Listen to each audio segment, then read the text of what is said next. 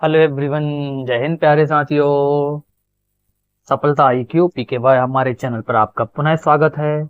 जैसा कि साथियों हम MPPSC मेंस 2026 एवं 27 की आगामी परीक्षा के लिए पेपर 6 मेंस का पेपर 6 की क्लास निरंतर आपके सामने लेकर आए हैं। साथियों जस्ट अभी हमारा 2025 का मेंस हुआ है।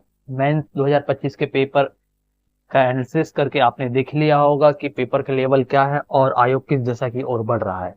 इसी क्रम में हम निरंतर आगे बढ़ते हुए साथियों अंतिम के 3 पेपरों का महत्व आपको पता है कि यही आपके सिलेक्शन का मेन आधार भी है और बच्चा इन पर कितना ध्यान देता है यह भी आपसे छिपा नहीं है।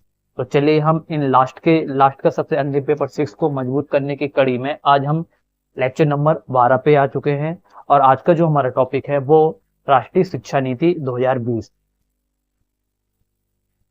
साथियों अगर आपने अभी तक हमारे चैनल को लाइक शेयर एवं सब्सक्राइब नहीं किया तो सब्सक्राइब कर दीजिए और चलिए अब हम आज की क्लास को स्टार्ट करते हैं।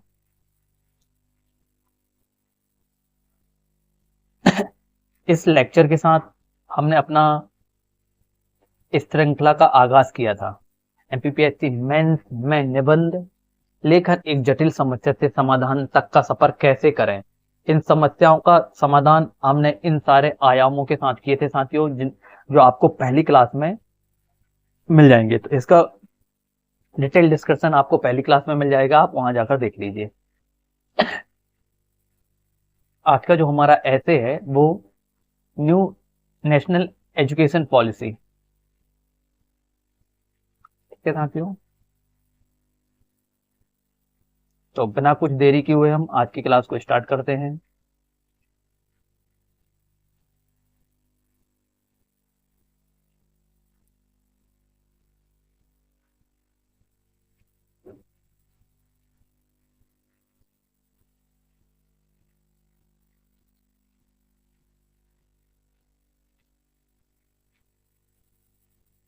राष्ट्रीय शिक्षा नीति 2020।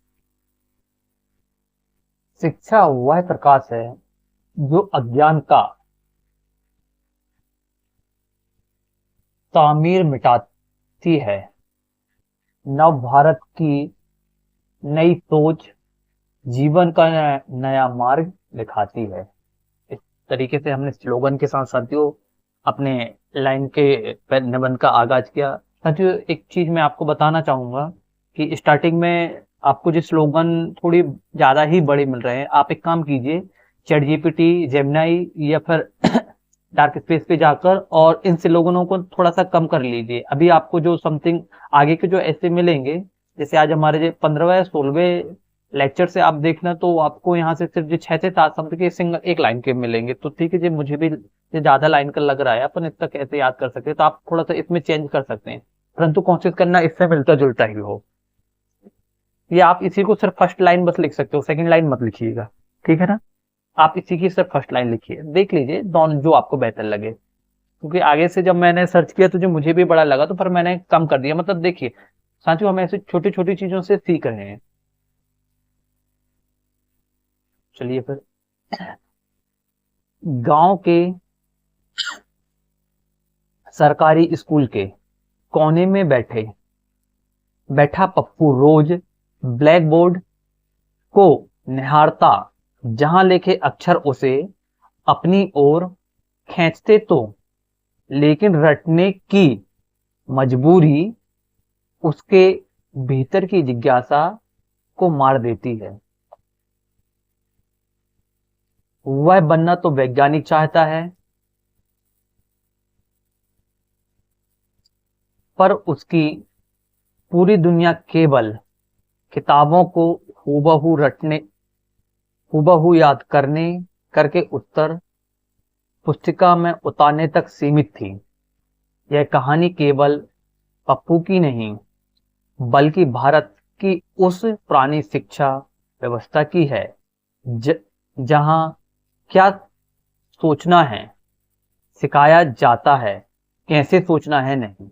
जो हमारी पुरानी शिक्षा पद्धति थी साथियों, वो उसकी क्या कंडीशन थी, इस कहानी या इस पंक्ति के माध्यम से हम हमारी जो कहानी की रूपरेखा है हमने उस तरीके से गढ़ा कि कैसा छोटा सा बालक ब्लैक बोर्ड में पढ़ता है और वहां पर जो किताबों पर लिखी गई चीजों को हूबहू रटकर अपनी उत्तर पुस्तिका में किस तरीके से उतारता है। उसकी सोच तो वैज्ञानिक बनने की है, पर हूबहू रटने के चक्कर में क्या उसके सपने मर तो नहीं जाएंगे। यही हमारी पुरानी शिक्षा पद्धति का वास्तविक दर्शन है, वास्तविक आईना है।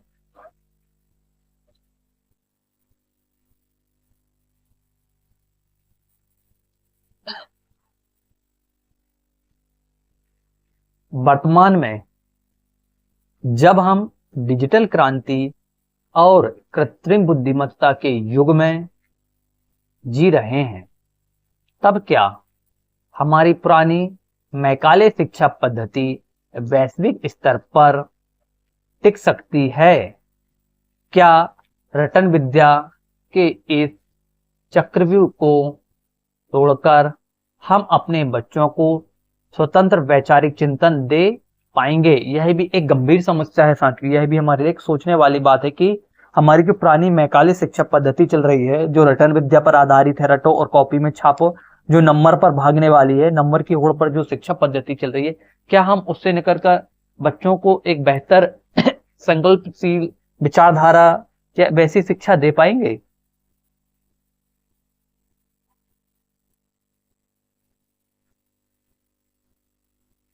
चलिए हम अपना सेकंड पैरा स्टार्ट करते हैं, जहां प्रश्न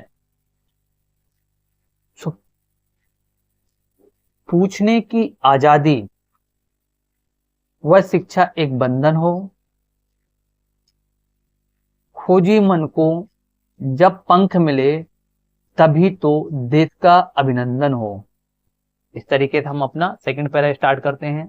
आप जब इनका शॉर्ट निकाल लोगे तो क्या काम करना, इसकी कॉपी करके या इसे लिखकर चैट जीपीटी या जेमिनी में डालना और यहाँ से बोल देना कि भैया इस कोटेशन का मात्र 5 से 6 शब्द का एक छोटा सा कोटेशन बना के दीजिए, तो वो कर देगा। मैं भी अपनी कॉपी में अपडेट कर लूंगा। ठीक है साथियों, इस तरीके से आप इसे छोटा कर लेना, तो बाकी पूरा पैरा यही ठीक रहेगा। आप चाहो तो, नहीं तो यह भी लिख सकते हो, ये भी कोई बुरा नहीं है।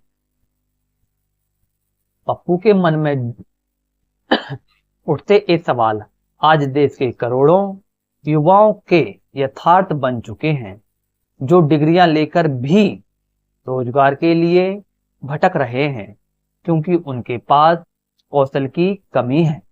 हमारी पुरानी शिक्षा पद्धति, ठीक है, हमारी पुरानी जो शिक्षा पद्धति थी वो कब की साथियों? 1986, ठीक है ना। मार्क्स और मैकाले के इस मार्क्स और मैकाले के इस उपनिवेशिक ढांचे से पूरी तरह मुक्त नहीं हो पाई थी। जो हमने हमारी जो आजादी के बाद जो हमने हमारी सेकंड एजुकेशन पॉलिसी जो लेके आए थे साथियों, जो हमने एजुकेशन पॉलिसी लेके आए थे हमारी 1986 वाली, वह मैकाले और मार्क्स की उपनिवेशिकवादी मतलब गुलामी वाली मानसिकता से पूर्णतः मुक्त नहीं थी। ठीक है साथियों, इसी क्रम में हम आगे बढ़ते हैं।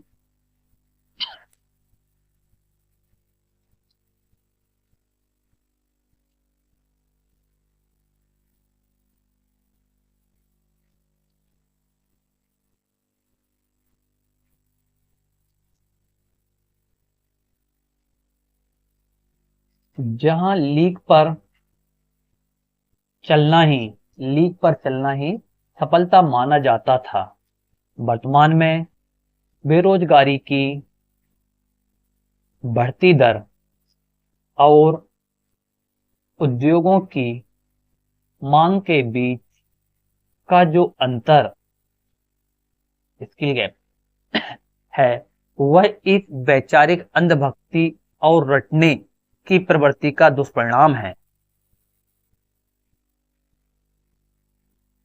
ऐसे में यह प्रश्न उठना स्वाभाविक है कि क्या भारत अपनी इस विशाल युवा आबादी का सही लाभ उठा पाएगा?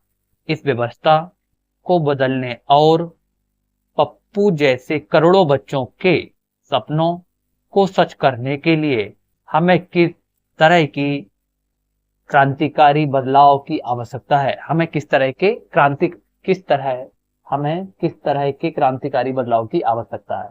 ठीक है ना साथियों, इस तरीके से हमारा सेकंड पैरा समाप्त हुआ। हम थर्ड पैरा पे आ चुके हैं।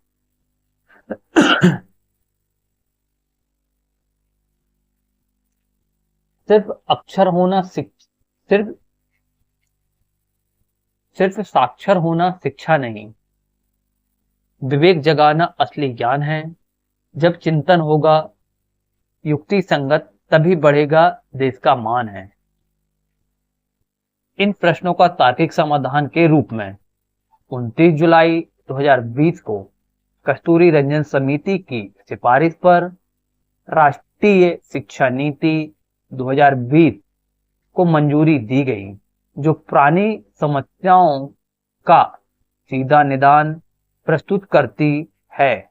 यह नीति 10+2 के पुराने ढांचे को समाप्त कर 5+3+4 पुरानी शिक्षा पद्धति क्या थी साथियों, 10+2, उसके जगह में हमने वर्तमान में किस स्वरूप को अपनाया, 5+3+3+4। मतलब इसके कितने चरण है साथियों, तो इसके 4 चरण है। कितने चरण है साथियों, 4 चरण है। ठीक है ना।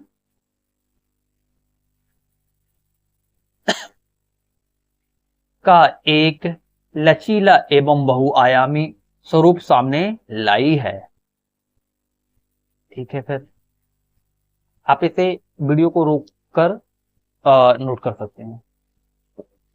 जो रटने के बजाय व्यवहारिक समझ पर बल देता है। आज का युवा कोडिंग, डेटा साइंस और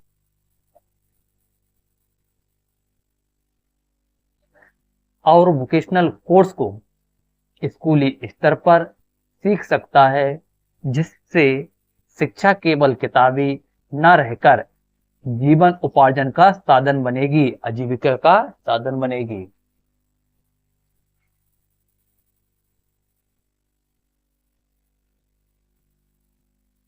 लेकिन क्या केवल नीति बना देने से धरातल पर बदलाव आ जाएगा, जब देश के कई ग्रामीण इलाकों में आज भी बुनियादी ढांचे और इंटरनेट कनेक्टिविटी का अभाव है, तो इस डिजिटल शिक्षा के सपने को हम कैसे साकार कर पाएंगे। है ना साथियों, क्या न्यू एजुकेशन पॉलिसी वैसे ही लागू हो जाएगी? उसका बेसिक ढांचा इंफ्रास्ट्रक्चर भी तो चाहिए ना, और लोगों को उस लेवल तक नॉलेज भी तो होना चाहिए।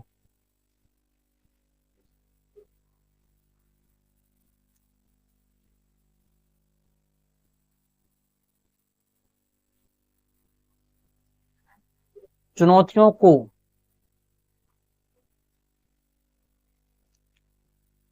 चीर कर जो राह बनाती है, वही सरकार कहलाती है। तकनीक और ज्ञान के संगम से नई सुबह अब पास आती है। डिजिटल तकनीक, ग्रामीण एवं शहरी अंतर, इसे कोष्टक में लिखना साथियों, क्योंकि ये सबसे बड़ी समस्या है। डिजिटल तकनीक, ग्रामीण एवं शहरी अंतर और बुनियादी ढांचे की इस गंभीर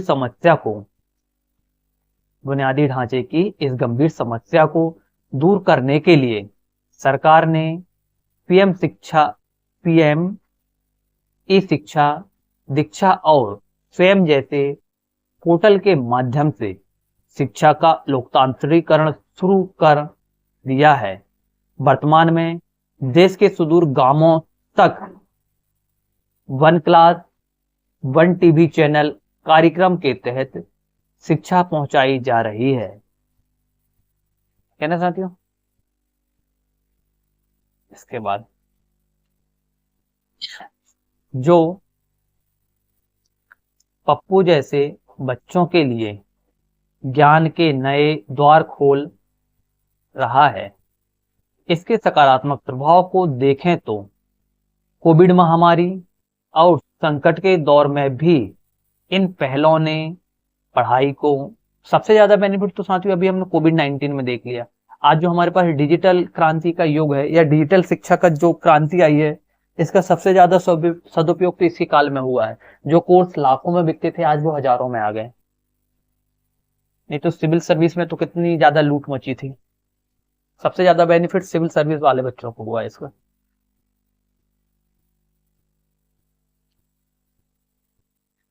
पढ़ाई को रुकने नहीं दिया, जो इसकी प्रासंगिकता को सिद्ध करता है।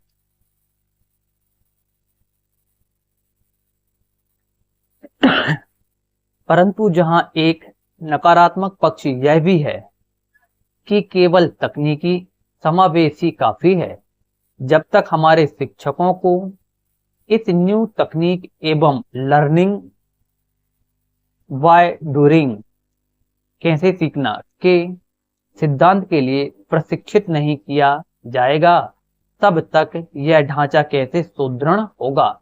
साथियों, इस तकनीक के साथ हमारे पास जो संस्थागत या मानव संसाधन है, मानव संसाधन को भी तो हमें इस तकनीक के लिए तैयार करना होगा ना। हमारी जो मानव संसाधन है, हमारे जो जो शिक्षक हैं या हमारा जो भी ढांचागत है, वो सभी तो पुराना। शिक्षक हमारे रूढ़िवादी परंपरा के अनुसार ही पढ़े लिखे हैं, उन्हें वो ये बोर्ड में पढ़ाना चीजों को पसंद आता, तो क्या वो भी इस डिजिटल क्रांति के लिए सूटेबल हैं? और हम एकदम से नया मानव संसाधन तो जनरेट नहीं कर सकते ना। तो हमें दोनों का समावेशन बनाते हुए पुराने जो मानव संसाधन है उसे भी हमें तार्किक तकनीकी रूप से शिक्षित करना हमारे लिए यह भी एक क्या बड़ी चुनौती है।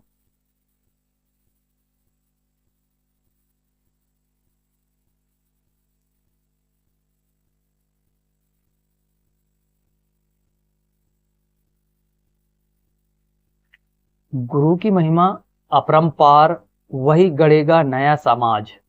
जब शिक्षक होगा आधुनिक, तभी बदलेगा भारत का आज। इस तरीके से हम शिक्षकों की गुणवत्ता और उनके आधुनिक प्रशिक्षण से जुड़े प्रश्नों का निदान राष्ट्रीय एजुकेशन पॉलिसी 2020 के तहत professional national professional standards for teachers and BEd के 4 बढ़ती एकीकृत पाठ्यक्रम की शुरुआत की गई है। सरकार वर्तमान में निष्ठा कार्यक्रम चला रही है। मतलब जो हमारा 4 वर्षीय बीएड का कार्यक्रम है, इसके बाद हमारा जो वाला एनपीएसटी जो फीचर्स है, और निष्ठा प्रोग्राम के माध्यम से हम हमारा जो पुराना मानव संसाधन है साथियों, जो मौजूदा मानव संसाधन है, उसे हम आधुनिक तकनीक या तत्कालीन शिक्षा नीति के अनुरूप ढालने का प्रयास कर रहे हैं।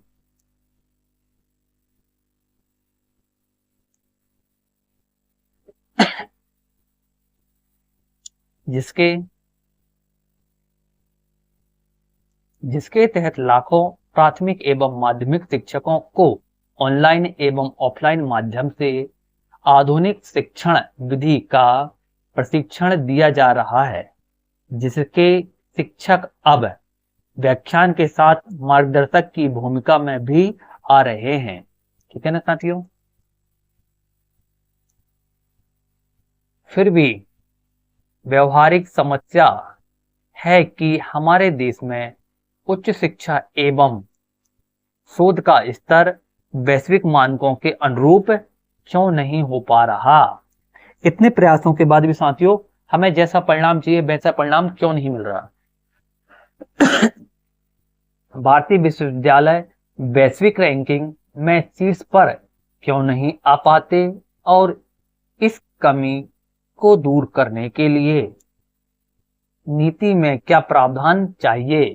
ठीक है ना? इस तरीके से हमने साथियों जो 4th पैराग्राफ का जो हमारा जो 5th पैराग्राफ था, इसका जो अंत किया वो भी फिर क्वेश्चन मार्क के साथ कर दिया। ठीक है ना?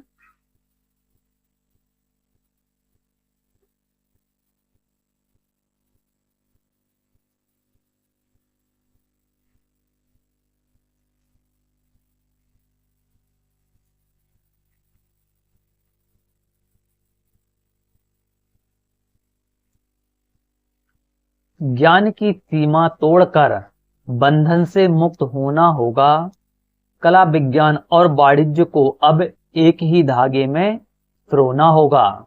ठीक है ना साथियों, कहने का मतलब है कि जो अभी तक हम अभी तक हम जो इनका कैटेगरी इसका जो हम कैटेगराइज करते थे, जो विभाजन करते थे, उन विभाजनों का अब हमें क्या करना होगा साथियों, सब्जेक्ट के जो विभाजन का हमें अब क्या करना होगा, कोऑर्डिनेशन करना होगा, समावेशन करना होगा, ताकि बच्चे को सभी का बेसिक तो नॉलेज हो। भली वह उस सब्जेक्ट पर या उस विधा पर पारंगत हासिल ना करे, परंतु उसका बेसिक नॉलेज तो हो उसके पास।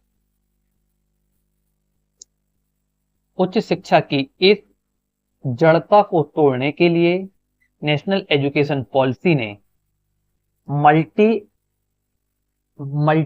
देखिए इसे अंडरलाइन करना,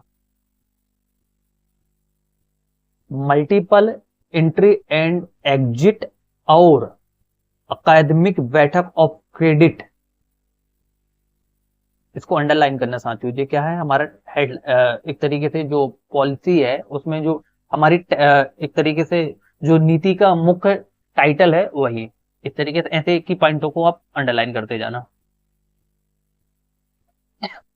का एक अत्यंत लचीला समाधान प्रस्तुत किया है। अब यदि कोई छात्र आर्थिक एवं व्यक्तिगत कारणों से अपनी पढ़ाई बीच में छोड़ता है तो उसकी पढ़ाई बेकार नहीं जाएगी।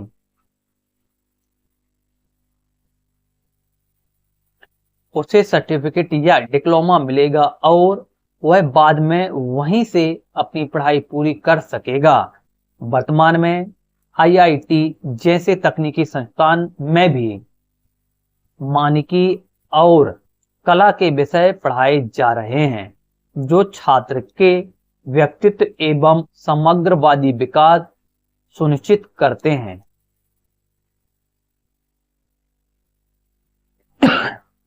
ऐसे तकनीकी सुधारों के बाद भी यथार्थवादी प्रश्न यह है कि क्या भारत जैसे बहुभाषी देश में जहां भाषाओं को लेकर अक्सर विवाद होते हैं, वहां प्राथमिक शिक्षा की भाषा क्या होनी चाहिए ताकि बच्चा अपनी संस्कृति से भी दूर ना हो पाए। कहने का उद्देश्य है, हमारा उद्देश्य है साथियों कि हम आधुनिक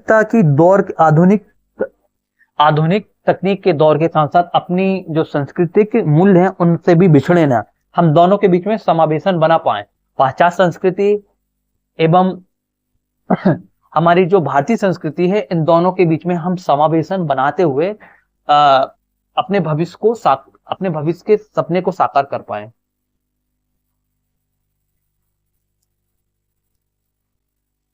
इसके बाद नेक्स्ट पैरा, मातृभाषा है माँ का आंचल, इसमें सहज समझ का वास है, अपनी भाषा में जब पढ़ेंगे तभी तो आत्मविश्वास है।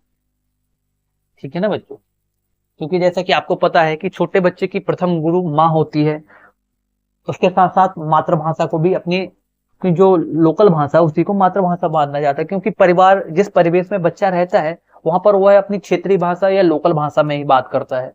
तो जब एक नन्हे सी जान को अगर आप शिक्षा की देने जाओगे तो उसकी अगर मातृभाषा में बात करोगे, उसी के जैसे तोतली भाषा में बच्चों को समझाओगे तो तभी तो वह सीखेगा। भाषा जैसे संवेदनशील और महत्वपूर्ण मुद्दे का समाधान करते हुए यह नीति कक्षा 5 तक, संभव हो तो 8वीं तक। ठीक है ना साथियों, यह पॉलिसी में ही लिखा है, आप इसे कोष्टक में जरूर लिखना इस चीज को। जो चीजें पुस्तक में लिखी हैं उनको आप वैसे ही सेम टू सेम लिखना साथियों। मातृभाषा या क्षेत्रीय भाषा में शिक्षा देने पर विशेष बल देती है। वैज्ञानिक शोध भी मानते हैं कि बच्चा प्रारंभिक भाषा में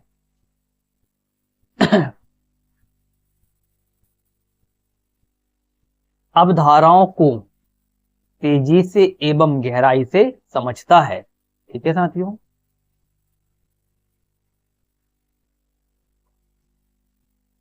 यह कदम अंग्रेजी के वर्चस्व के कारण हीन भावना से ग्रसित ग्रामीण छात्रों को मुख्यधारा में लाएगा। वर्तमान में चिकित्सा एवं इंजीनियरिंग की पढ़ाई भी हिंदी क्षेत्रीय भाषा में। साथियों, यह सबसे ज्यादा महत्वपूर्ण था, इस वजह से देखिए मैंने इसे भी आपके सामने कोष्टक में डाला है। आपको भी पता है कि भैया मेडिकल एवं इंजीनियरिंग की पढ़ाई को हिंदी में कराने वाला हमारा पहला राज्य क्या है? मध्य प्रदेश। और मध्य प्रदेश में भी साथियों चिकित्सा के फील्ड में जो हमारा जबलपुर में पहला कॉलेज है चिकित्सा के क्षेत्र में, जवाहरलाल नेहरू विश्वविद्यालय, उसमें हमने हिंदी पर मेडिकल की एजुकेशन को स्टार्ट कर दिया है। और शायद वहां पर इंजीनियरिंग की भी होगी, जबलपुर की जानकारी है मुझे। तो बाकी जी जबलपुर में तो अभी हिंदी पर चिकित्सा और मेडिकल दोनों, इसका मेडिकल का और इंजीनियरिंग की दोनों की पढ़ाई हिंदी में भी अब होने लगी है, शुरू हो चुकी है, जो यथार्थ से आदर्श की ओर एक बड़ा कदम है। और सही भी है साथियों, इसमें जो इंग्लिश का वर्चस्व है वो कम होगा। और वैसे भी हम लोगों को अपनी राष्ट्रीय भाषा पर गर्व करना चाहिए। आज चाइनीज देखो, उन लोगों को अपनी भाषा पर गर्व है। जब उनका डेलीगेशन आता है तो हम लोगों को मजबूरी में उनकी लैंग्वेज से बात करना पड़ता है। रशियन डेलीगेशन आता है, हमें उनकी, हर कंट्री को, हर राष्ट्र को अपनी मातृभाषा पर गर्व है। और पर हमारे यहाँ के क्षेत्रीय भाषाओं या मुद्दों को लेकर आज अंग्रेजी की ऐसी अंधी दौड़ है कि हम अपनी मातृभाषा को भूल ही गए। लोगों को हिंदी में बात करने में शर्म आती है। आज आजादी के हम समथिंग 80 साल में आ गए, उसके बाद भी हम अपनी मातृभाषा को राष्ट्रीय भाषा का दर्जा नहीं दे पाए। सोचने वाली गंभीर चिंतन का विषय है। और जिस अंग्रेजी को हमने कभी अपने संविधान में दर्जा भी नहीं दिया, वो 80 साल से हमारे राज्य में वर्चस्व कर रही है।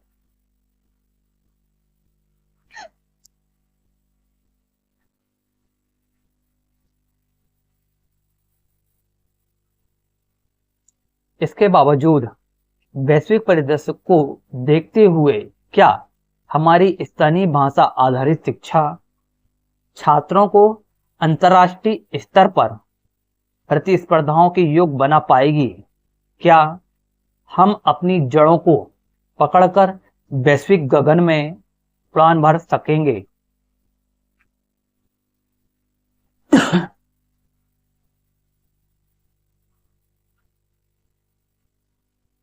अब हम अपना 8वां पैरा स्टार्ट करेंगे साथियों। वसुदेव कुटुंबकम की भावना।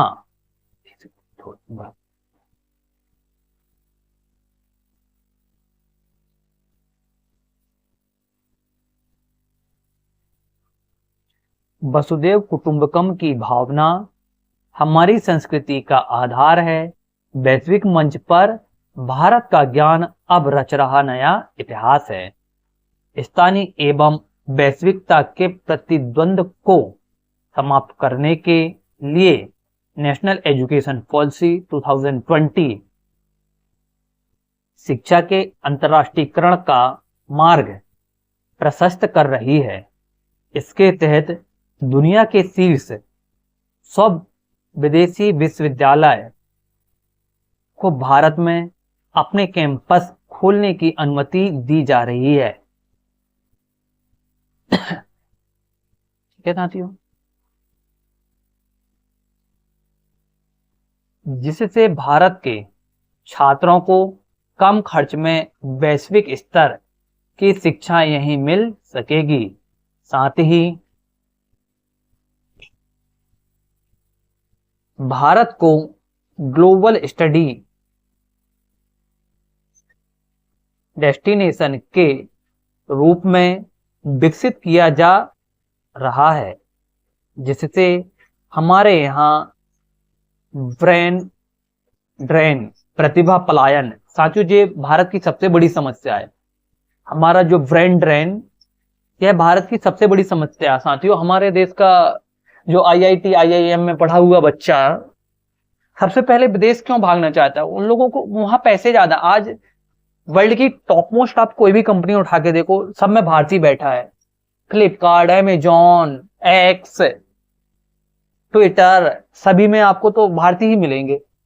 सबके जो मेन लीडर हैं वो तो सब भारतीय बन के बैठे हैं। मालिक भले उनके अमेरिकन है, पर जो मेन पोस्ट में तो वहां आप सचिन नडेला को देख लो, सुंदर पिचाई को उठा के देख लो, किसी को भी देख लो, सब मेन पोस्ट में तो इंडियन ही बैठे हैं। इन लोगों, यही तो हमारे लिए क्या सबसे बड़ी समस्या है कि ब्रांड ड्रेन रुकेगा और ब्रेन ग्रेन की शुरुआत होगी। हम अपने उसी दिमाग को अपने राष्ट्र के निर्माण में क्या कर पाएंगे, उसका सदुपयोग कर पाएंगे। थोड़ा सा साथियों कुछ हमारी गवर्नमेंट की भी कमियां हैं कि हम प्रतिभा को उतनी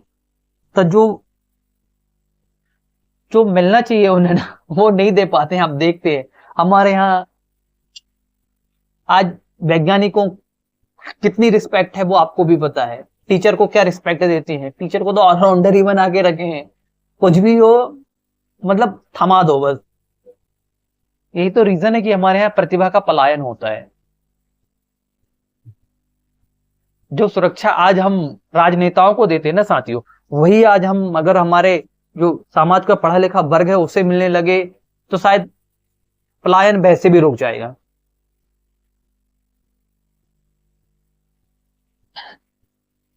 जो 5 साल के लिए कैसे कैसे कैसे जीत के आते हैं देखते हैं, उनको क्या ही रुतबा क्या ही मिलता है,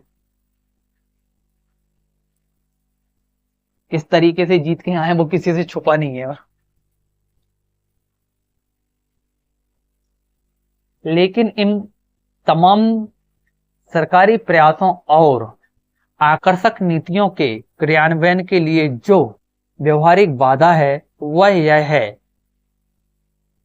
बजट क्या हमारी सरकार इस नीति के लिए आवश्यक वित्तीय संसाधन जुटा पाएगी?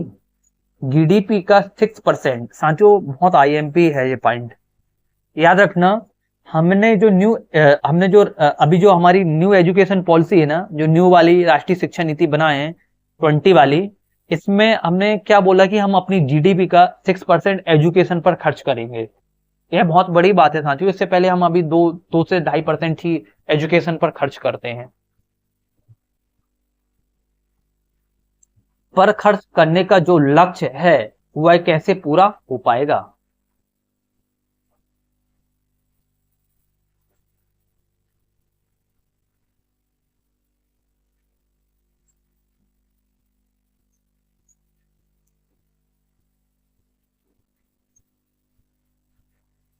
कथनी और करनी का भेद जब पूरी तरह मिट जाएगा, तभी नीति का यह सुंदर वृक्ष एक दिन बरगद बन पाएगा।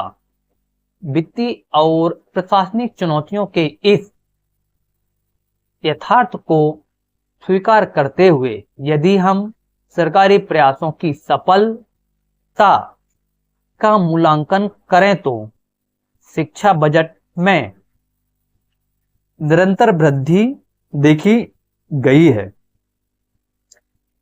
सरकार राज्यों के साथ मिलकर पीएम श्री स्कूलों का विकास कर रही है। ठीक है ना साथियों?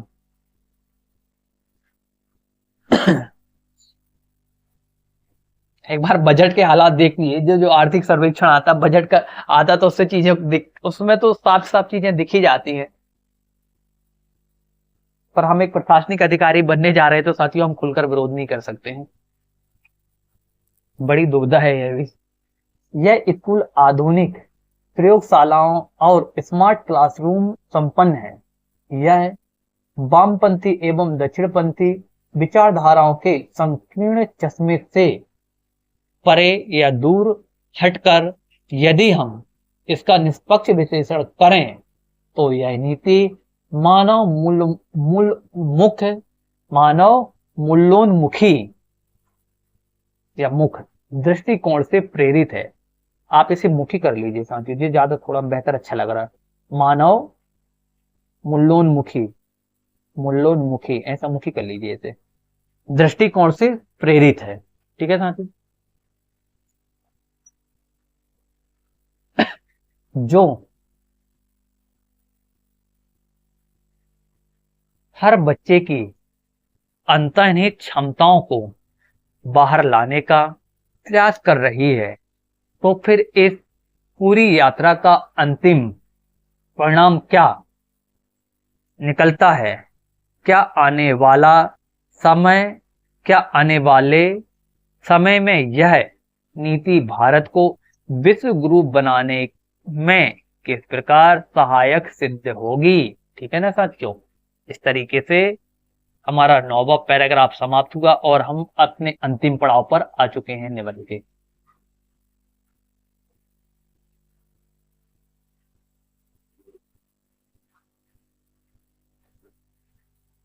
उठो धरा के अमर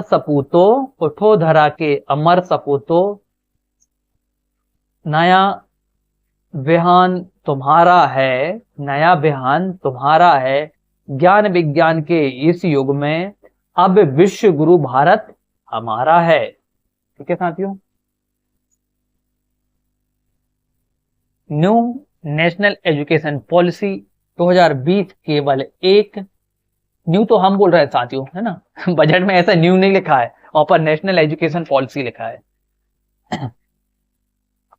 राष्ट्रीय शिक्षा नीति 2020 केवल एक नीतिगत दस्तावेज नहीं, बल्कि यह समस्या से समाधान की एक जीवन की, यहां पर क्या करो साथियों, जो की ठीक नहीं लग रहा है, इसे क्या करो आप, का समाधान का, समस्या से समाधान का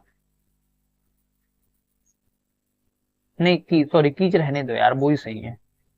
समस्या से समाधान की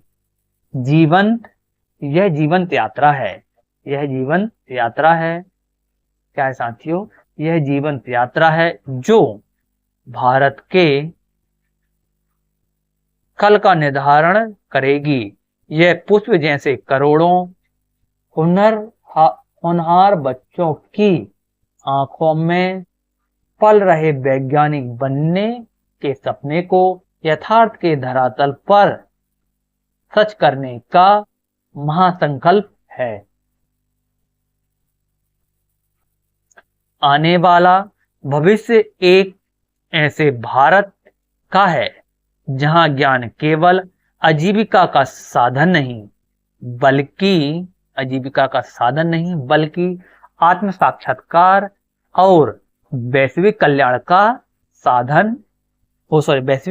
का माध्यम होगा। जब हमारी युवा शक्ति तकनीक और नवाचारी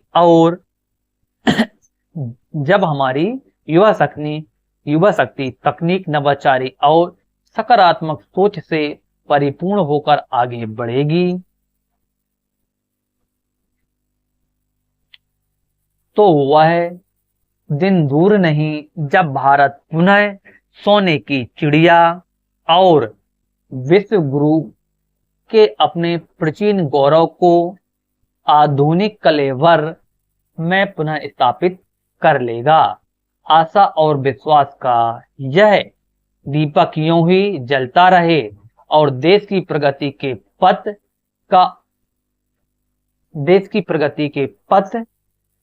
पर आलोकित करता, देश की प्रगति के पथ को, यहां पर को करो शांति, पथ को, यहां पर क्या आएगा, को, देश की प्रगति के पथ को अवलोकित करता रहे, पथ पर, देश की प्रगति के पथ को अवलोकित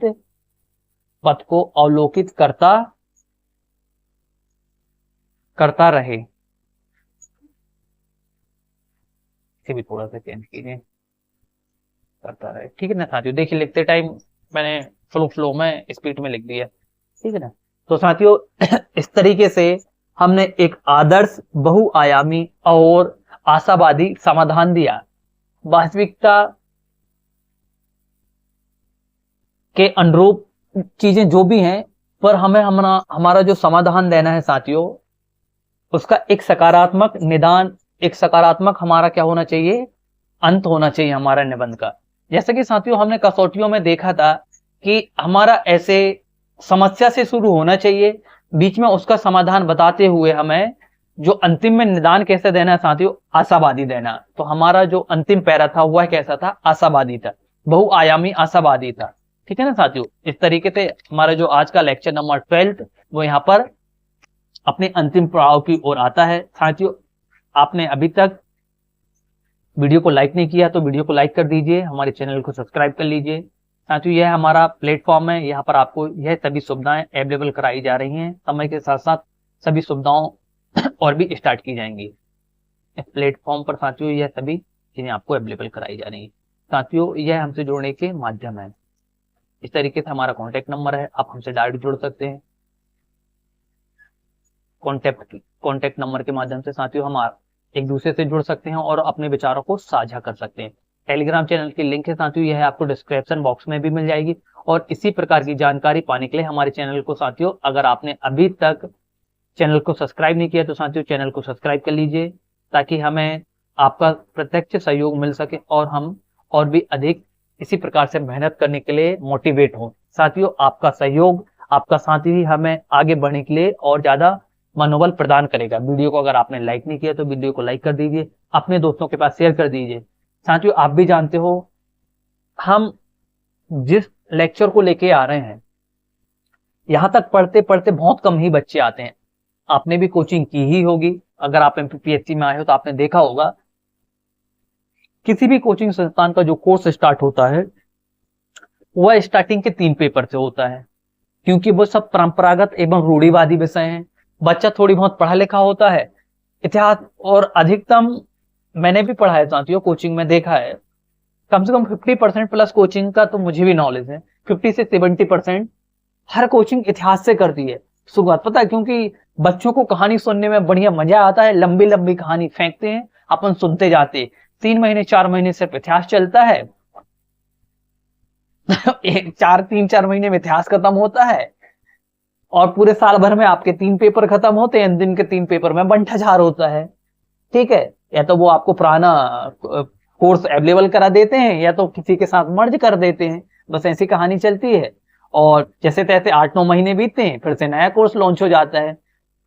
ऐसी कहानी रहती है साथियों। इस अंतिम के 3 पेपर को कोई नहीं उठाता है, और जैसे तैसे कुछ लोग अंतिम के 3 पेपर को उठाते हैं तो साथियों उसमें से 4th और 5 को थोड़ा बहुत कराते हैं, पर पेपर 6 को तो बहुत कम ही छूते हैं। पूरे यूट्यूब जगत में आपने भी देख लिया, मैंने भी सर्च किया साथियों, उसके बाद पढ़ाया।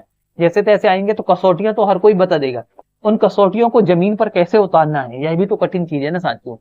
मैं यह नहीं कहता कि मेरा प्रयास ही सर्वश्रेष्ठ है, पर साथियों हम प्रयास करेंगे नहीं तो सीखेंगे कैसे। हम धीरे धीरे चीजों को सीख रहे हैं ना। जैसे कि मैंने आज बताया कि भैया हमारा जो स्लोगन है वो 2 लाइन में है, उस स्लोगन को आप 1 लाइन में लेके आइए।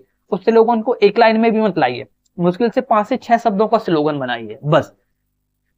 और स्लोगन ऐसा होना चाहिए साथियों, अभी आपने हर ऐसे में देखा है कि हमारा जो स्लोगन है, हम उस पैराग्राफ में जो कुछ लिखते हैं वही स्लोगन का क्या होता है, आधार या टाइटल होता है। साथियों जब आप इस तरीके से निबंध में आगे बढ़ोगे तो कॉपी चेकर जब आपके 1-2 पेज जो पढ़ेगा ना साथियों, उससे लग जाएगा कि यार बच्चे ने जो टैगलाइन मुझे दी है वही तो उसने इस कॉपी में डिस्कस किया है। तो आपके जो आगे का ऐसे है वह आपकी टैगलाइन से ही आपका मूल्यांकन करेगा, और आपके प्रति एक एग्जामिनर की या कॉपी चेकर की एक पॉजिटिव थिंकिंग, पॉजिटिव मानसिकता बनेगी साथियों, और इसका आपको नंबर पे बहुत ज्यादा बेनिफिट मिलेगा। क्योंकि जब आपका ऐसे सही रहेगा तो आपको आगे भी अदर टॉपिक में, अभी तो ये 1000 वर्ड का है, इसके बाद हमें 500 शब्द का भी समसामयिकी वाला ऐसे लिखना है। मतलब टोटल हमारा 75 नंबर का तो ऐसे हो जाता, 50 नंबर के 25 नंबर का वो, तो साथियों हमें जो एक पॉजिटिव पॉइंट ही देकर जाएगा। तो ठीक है, इस तरीके से हमारा जो स्लोगन बहुत मायने रखता है साथियों। ठीक है, तो चलिए फिर आशा करते हैं कि आज का लेक्चर आपके लिए कारगर सिद्ध हुआ होगा। इन्हीं शुभकामनाओं के साथ मिलते हैं कल नेक्स्ट क्लास में, तब तक के लिए हाँ साथियों, जाते जाते आपको रक्षाबंधन की ढेर सारी शुभकामनाएं, बहनों का ढेर सारी शुभकामनाएं, भाई बहन का प्यार सब पर यूं ही बना रहे, सब साथ में मिल मार कर रहे। ठीक है साथियों, इस तरीके से आपसे लेते हैं विदा। जय हिंद, जय भारत।